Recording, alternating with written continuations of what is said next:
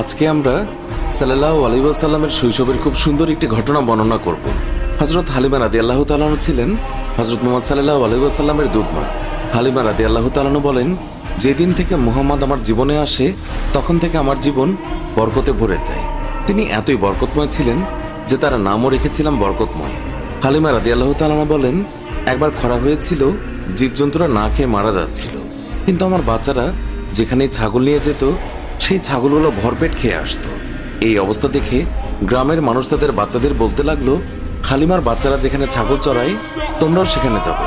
এরপর থেকে গ্রামের অন্যান্যরাও হালিমার ছাগল যেখানে চড়াতে নিয়ে যেত সেখানে তাদের ছাগল নিয়ে যেত। হালিমার ছাগল এবং গ্রামের অন্যান্য মানুষের ছাগল একসঙ্গে চড়ানো হতো। কিন্তু গ্রামের মানুষজন লক্ষ্য করলো, যেখানে হালিমার ছাগলেরা পেট ভরে খাচ্ছে কিন্তু ছাগলের পেট ভরছেই না। হালিমা তখন বলেছিলেন, এগুলো তো সবই মুহাম্মাদের বরকত।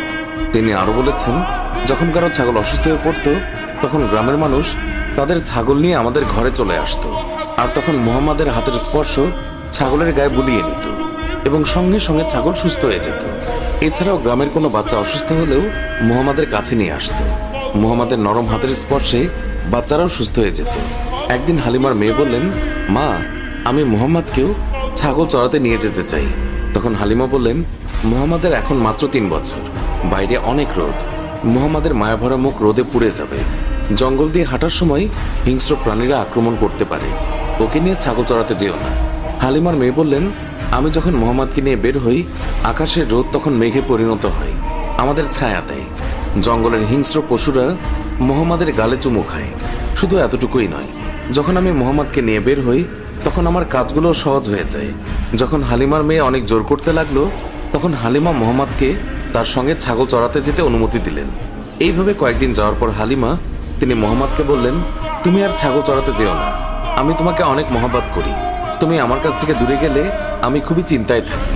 এরপর একদিন হালিমার মেয়ে কাঁদতে কাঁদতে বাসায় ফিরলেন।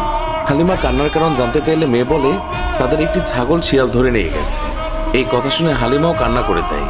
শিশু মুহাম্মদ তখন মায়ের চোখে পানি দেখে সে বলে, আমি এক্ষুনি তোমার ছাগল শিয়ালের কাছ থেকে এনে দেব। মা হালিমা তাকে যেতে না বলে, কিন্তু মুহাম্মদ রাসূলুল্লাহ সাল্লাল্লাহু আলাইহি ওয়াসাল্লাম তার কোমল মনে মায়ের কান্না সহ্য হচ্ছিল না। সে জঙ্গলে যায় এবং গিয়ে সকল পশুকে ডেকে বলে, আমার মায়ের ছাগলকে